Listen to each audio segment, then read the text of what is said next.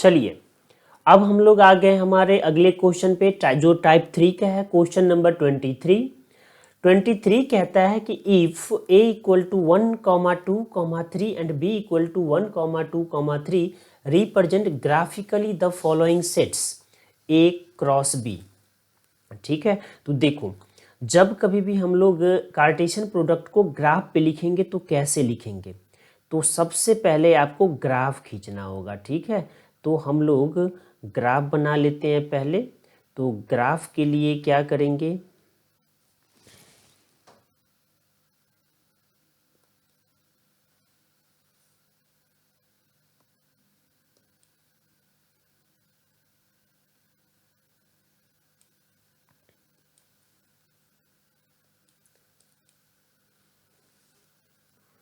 ठीक है, तो ग्राफ के लिए हम लोग सबसे पहले लाइन बनाएंगे।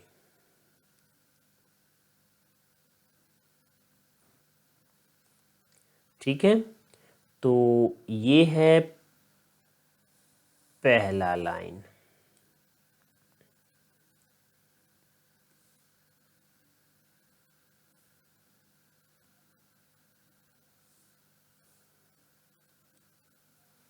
ठीक है, और अगला है, ये है हमारा दूसरा लाइन।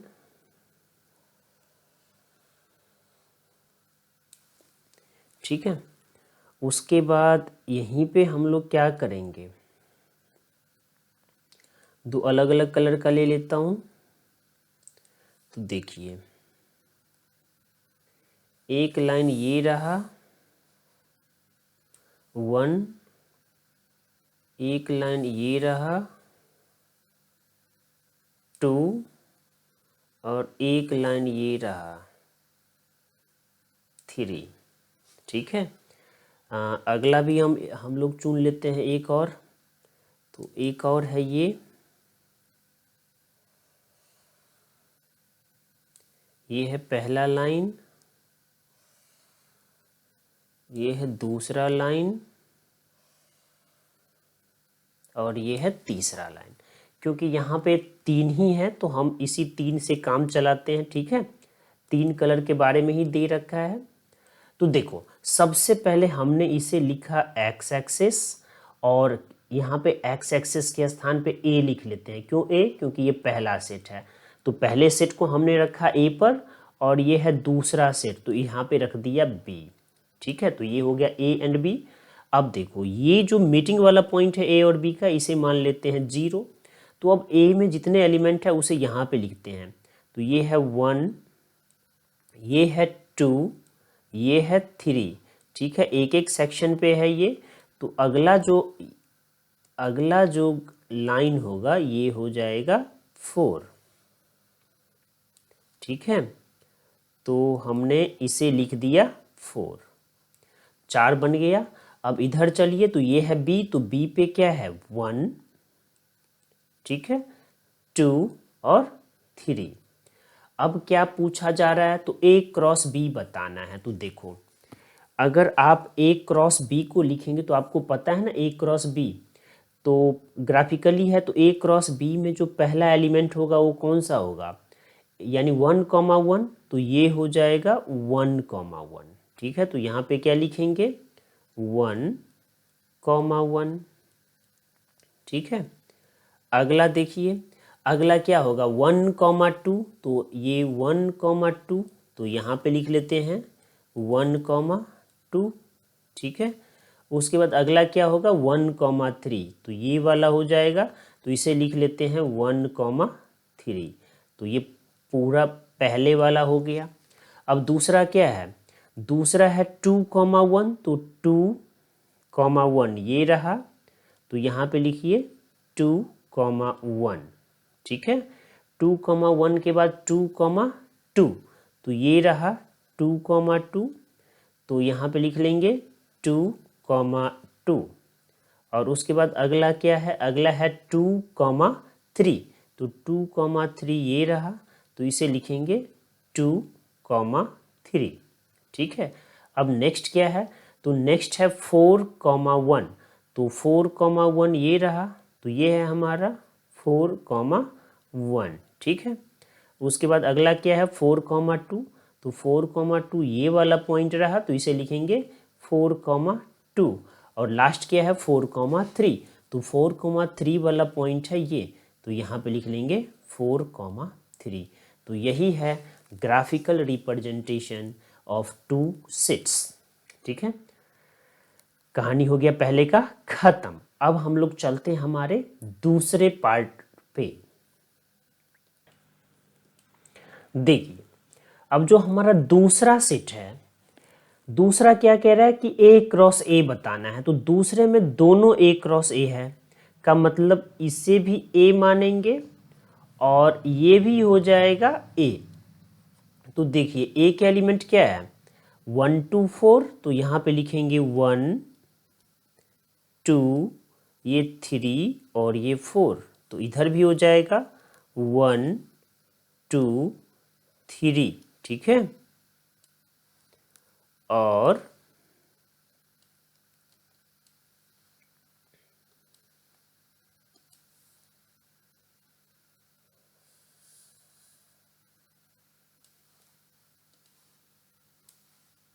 ये हो जाएगा 4। अब देखिए ए क्रॉस ए, तो ये क्या बनेगा 1,1। ठीक है, तो ये एलिमेंट हो जाएगा 1,1। ठीक है, अगला क्या बनेगा 1,2, तो 1,2 ये हो जाएगा। ठीक है, 1,2। अगला क्या बनेगा 1,4, तो ये वाला हो जाएगा 1,4। ठीक है, अब दूसरा क्या बनेगा, दूसरा बनेगा 2,1, तो ये वाला पॉइंट 2,1। ठीक है, अगला क्या बनेगा 2,2, तो ये है 2,2। ठीक है, और अगला क्या बनेगा 2,4, तो ये है 2,4। ठीक है, उसके बाद अगला क्या बनेगा 4,1, तो ये वाला पॉइंट है 4,1। ठीक है, अगला क्या बनेगा 4,2, तो ये है 4,2, और लास्ट क्या बनेगा 4,4, तो ये है हमारा 4,4। ठीक है, तो देखिए यही है graphical representation of A cross A. ठीक है, ग्राफिकल रिप्रेजेंटेशन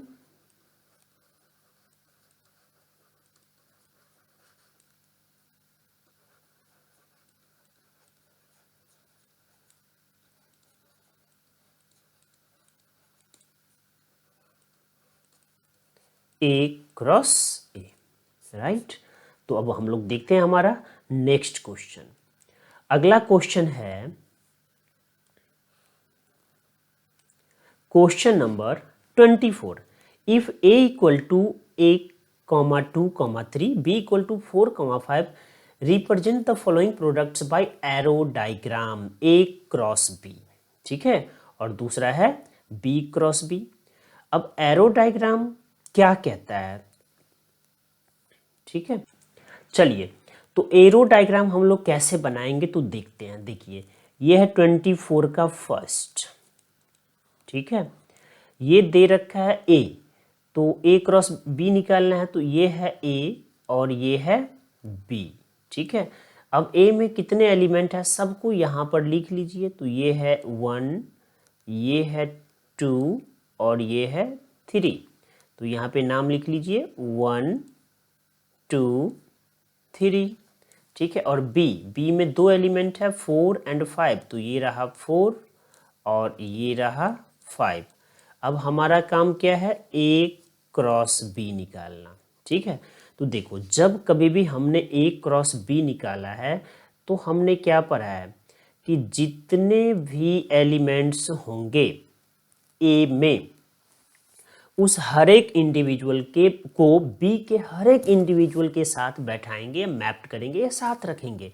तो देखो ए क्रॉस बी में पहला क्या बनेगा 1 क्रॉस 1,4, तो 1,4। ठीक है, दूसरा क्या बनेगा 1,5, तो तो ये है 1,5। ठीक है, अब दूसरे पे चलते हैं। तो दूसरा क्या कहता है? दूसरा कहता है कि दूसरा क्या बनेगा, 1 के बाद 2,4 और 2,5, तो ये हो गया 2,4 और 2,5। ठीक है, अब तीसरा, तो तीसरा क्या कहता है? तो तीसरा कहता है कि ये बन जाएगा 3,4 और 3,5। ठीक है, तो यही है एरो डायग्राम। ठीक है, ये क्या है? एरो डायग्राम किसका? A क्रॉस B का। ठीक है, arrow diagram of A cross B। पहला सॉल्व। अब चलते हैं दूसरे पार्ट पे। तो दूसरा पार्ट हमारा क्या कहता है? B क्रॉस B बताना है हमें एरो डायग्राम के थ्रू। तो आपने इसे भी B मान लेना है और ये भी है B ही। तो B में कितने प्रोडक्ट है, सॉरी एलिमेंट्स है? सिर्फ 2। कौन कौन? 4 और 5। इधर भी 2 ही है तो 2 ही लिखेंगे, 4 और 5। तो ये भी 4 और ये 5। अब हमारा काम क्या है? तो हमारा काम है सबसे पहले, ठीक है, B क्रॉस B यानी 4 को 4 से बनाना। तो ये क्या बनेगा? 4,4 और अगला क्या बनेगा? 4,5। ठीक है, तो नेक्स्ट क्या होगा? तो देखिए नेक्स्ट, तो नेक्स्ट हो जाएगा 5,4। ठीक है, और अगला क्या हो जाएगा? 5,5। ठीक है, तो देखो ये क्या हो गया? ये हो गया B cross B। B cross B। ठीक है, तो क्वेश्चन नंबर 24 का जो एरो डायग्राम है वो इसी तरीके से बनाएंगे, यानी A क्रॉस B में जितने एलिमेंट्स होते हैं ना उसे यहाँ पे एरो के थ्रू दिखा देंगे। यही हमारा क्या कहलाता है? Arrow diagram. ठीक है, तो अब हम लोग चलते हैं और देखते हैं हमारा नेक्स्ट क्वेश्चन, क्वेश्चन नंबर 25। अब 25 क्या कह रहा है? Prove that A union B cross C बराबर A cross C union B cross C। चलिए, क्वेश्चन नंबर 25 क्या कहता है? Prove that. तो हम लोग पहले से स्टार्ट होते हैं। तो यहां पर देखिए पहला क्या है? पहला है प्रूव करना है A union B cross C is equal to A cross C union B cross C।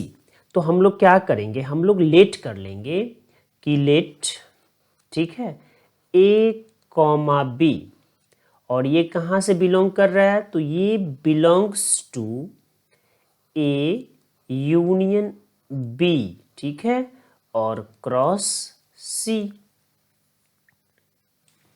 ठीक है, तो इसका क्या मतलब है? This implies that A belongs to A union B and B belongs to C। ठीक है, this implies that A belongs to A और A belongs to B and B belongs to C. This implies that A belongs to A or sorry, ठीक है, A belongs to A and B belongs to A belongs to A and B belongs to C, or A belongs to B and B belongs to C। ठीक है, कहानी खत्म। तो इस, ठीक है, तो this implies that A comma B belongs to A cross C और A comma B belongs to B cross C। ठीक है, और आगे क्या हो जाएगा, तो आगे हो जाएगा this implies that A, B belongs to A cross C, ठीक है, और है तो यूनियन B क्रॉस C, ठीक है। यही तो हमें प्रूव करना था, तो क्या लिखेंगे, हैंस प्रूव्ड, हैंस प्रूव्ड, ठीक है। तो देखिए कितना आसान है, ठीक है। तो हम लोग अब चलते हैं नेक्स्ट पार्ट यानी क्वेश्चन नंबर 25 के सेकंड पार्ट पे, ठीक है। तो नेक्स्ट क्वेश्चन क्या है सेकंड का है कि ये क्वेश्चन नंबर सेकंड, तो हमने मान लिया, क्या माना कि लेट A, B, ठीक है, ये बिलोंग कर रहा है कहाँ से, A intersection B cross C, ठीक है। तो इसका क्या मतलब, तो इसका मतलब हो जाएगा यानी this implies that A belongs to A intersection B, ठीक है, and B belongs to C. This implies that A belongs to A and A belongs to B and B belongs to C, ठीक है, B belongs to C.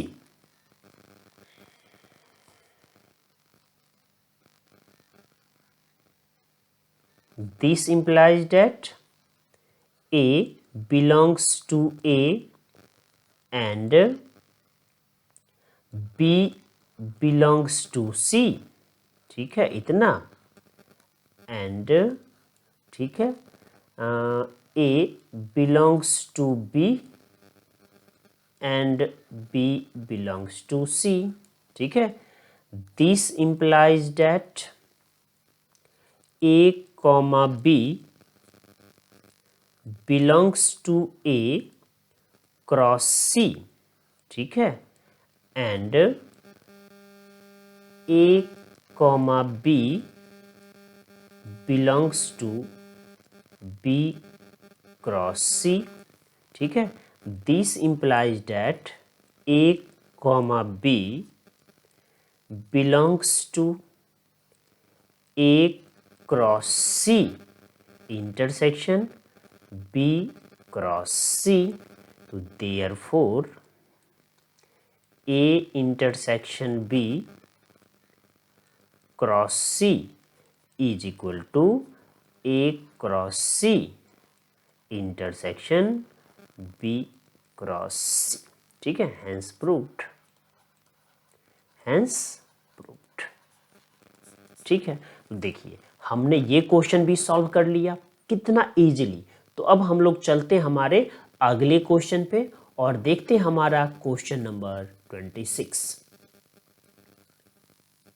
चलिए इस question को हम लोग कैसे बनाएंगे, तो यहाँ पे क्या दे रखा है ये देखिए कि if A cross B is a subset of X cross Y and A cross B not equal to 5 then prove that A is a subset of X and B is a subset of Y।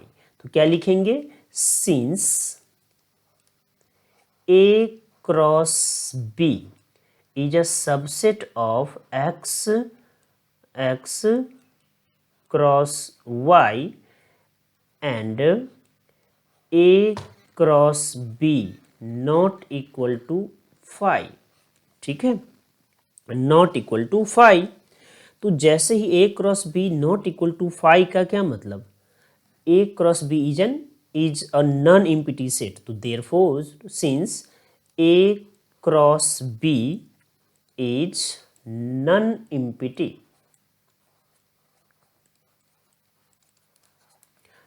Empty, ठीक है, this implies that, ठीक है, there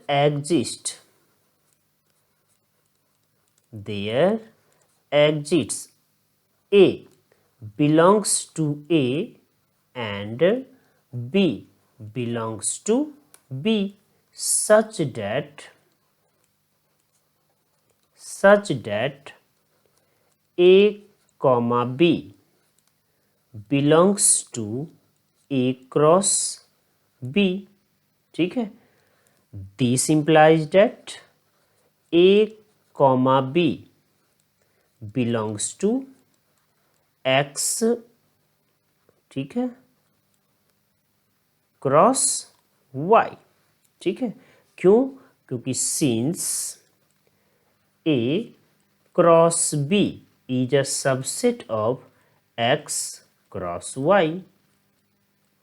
ठीक है, A cross B is a subset of X cross Y. This implies that A belongs to X and B belongs to Y. ठीक है, B belongs to Y. This implies that A is a subset of X and B is a subset of Y. यही हमें prove करना था, तो hence proved. ठीक है, hence proved. देखिए कितना सिंपल है. नेक्स्ट पार्ट है क्वेश्चन का, क्वेश्चन नंबर 27, और 27 पे चलते हैं. चलिए, question number 27 is prove that A cross A equal to B cross B. This implies that A equal to B. तो हम लोग क्या करेंगे, इसे प्रूव करने के लिए क्या कर लेंगे कि let A small a belongs to, कहाँ से बिलोंग करेगा? A से. ठीक है, this implies that A comma A, ठीक है, belongs to A cross A. कहानी खत्म. तो this implies that A comma A ये कहाँ से बिलोंग करेगा? तो belongs to B cross B. क्यों? तो यहाँ पे लिख लेंगे since A cross A is equal to B cross B. ये तो दे रखा है. तो this implies that A belongs to B. ठीक है, तो दिस इंप्लाइज दैट क्या हो जाएगा? A is equal to B. देखिए कितना आसान है. तो हमने क्या किया, हमने इस क्वेश्चन को भी प्रूव कर लिया. ठीक है, तो एक्सरसाइज 2.1 यहाँ पर खत्म. हमने 5-5 क्वेश्चन का सेट देखा और इसे अच्छे से सॉल्व कर लिया. ठीक है, अब आपका काम क्या है? सबसे पहले अगर आप इस चैनल पे नए हैं तो चैनल को सब्सक्राइब करो. ठीक है, और वीडियो को शेयर करो और लाइक भी करो. और हाँ, अगर अच्छा लगे तो कमेंट करो, नहीं अच्छा लगे तो कमेंट करना मीन्स लाइक करो, और नहीं अच्छा लगे तो डिसलाइक करो. लेकिन कमेंट आपका मस्ट है, तो कमेंट जरूर करना. तो चलो हम लोग मिलते हैं अगले टॉपिक के साथ अगले वीडियो में. Till then, bye bye.